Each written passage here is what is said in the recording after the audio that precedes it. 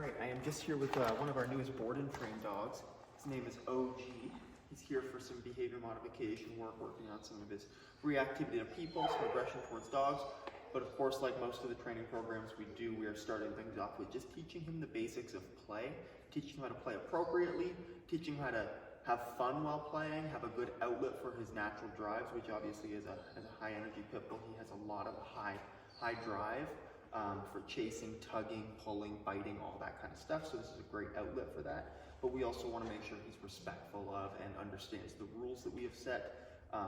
So his owner can play with him and enjoy it as well, but also so we can create some authority and develop a bit of a stronger relationship with him through that control, through the rules and stuff that we set during the play. So there's a lot of different reasons why we play and why we think it's such an important thing to start our training programs with. But I wanted to walk you guys through. That's my fault. I'm kind of like holding it up here to tease him a bit. So that's already one of the things that we'll talk about is just how to present that toy properly so he knows, hey, all done. So he knows that it's not time to get a bite of it. No. So there's, like I said, there's lots of reasons why we choose play for training with these dogs. But we're going to kind of describe some of those reasons, and we're going to get into really the reasons why we play with the dogs. So we're really going to get into how we play with the dogs. So we just started introducing him to play. It's been about 3 or 4 days now that we've been playing with him consistently. When he first got to us, he had no out command, no real like drop command, especially while playing tug. He would drop it well when playing fetch, but not while playing tug. Like if you had your hands on the toy, he wouldn't let it go. So we've been working hard on that, and he's getting really good at it. And then we're also working on the impulse control with his different obedience commands, as well as teaching some obedience commands through the play. So I'm going to walk you through all these the different ways that we do this, how we play, how I like to structure this stuff, the signals we use during our play as well. So we'll go through all that. Good. So when I want to start playing with a dog, I always cue them with a ready command. We've already done that. We'll start it again here. Ready? Good. Now when I want him to bite the toy, I'm going to say yes.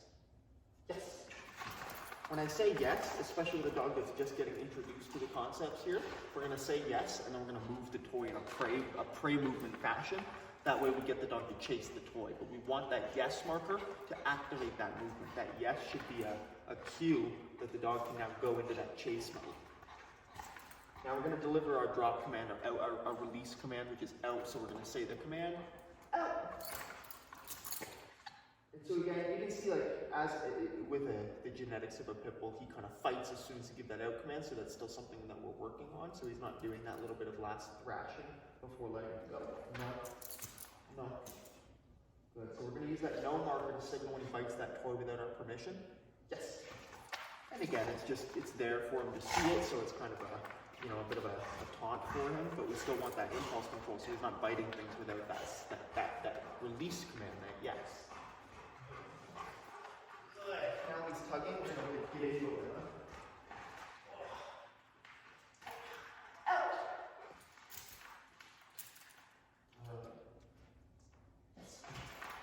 Good. So we're using that leash, we're popping the leash after we say OUT. If I say that out command and he doesn't let it go, I pop on that leash. That creates some negative reinforcement. So what I'm doing is I'm showing him that he can avoid the popping on the leash by letting the toy go fast.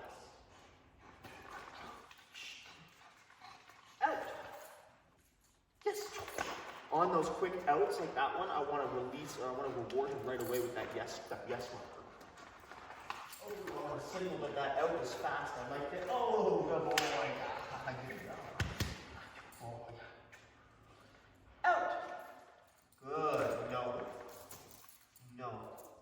So when he goes to bite that toy, after I've said the out command and he re-bites it, I want to make sure that gets a punishment. Good. Yes.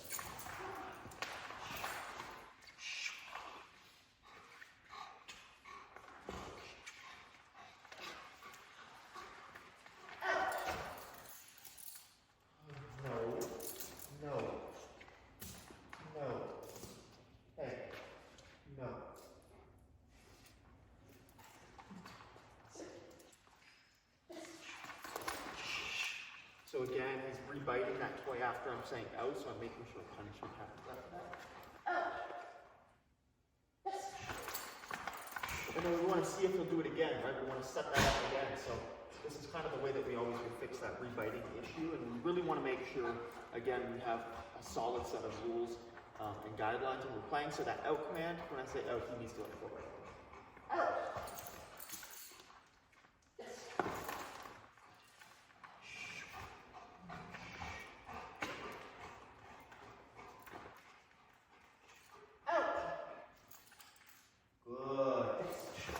Out. That was a good one. Nice. Good.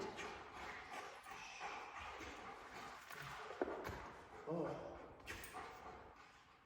Out.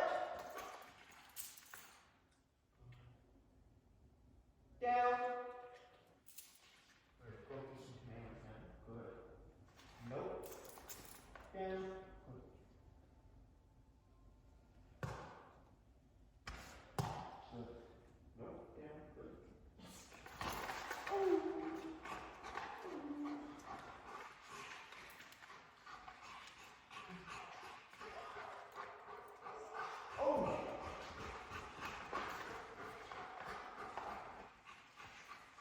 You'll notice I'm holding the leash a lot when I play, especially early on with the dog when we're first teaching these concepts. I always will be holding a leash. And I always make sure the appropriate training collar is on the dog. So we have the pinch collar on him right now. He'll have an e-collar on him soon here as well. But we always want to make sure the appropriate training, oh, good boy, training collar is on.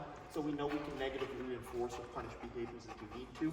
And we have the appropriate tool to do that with. If he had just a flat collar on, there's no way I'd be getting him out without choking him out. Out. So he's kind of like, he goes quick.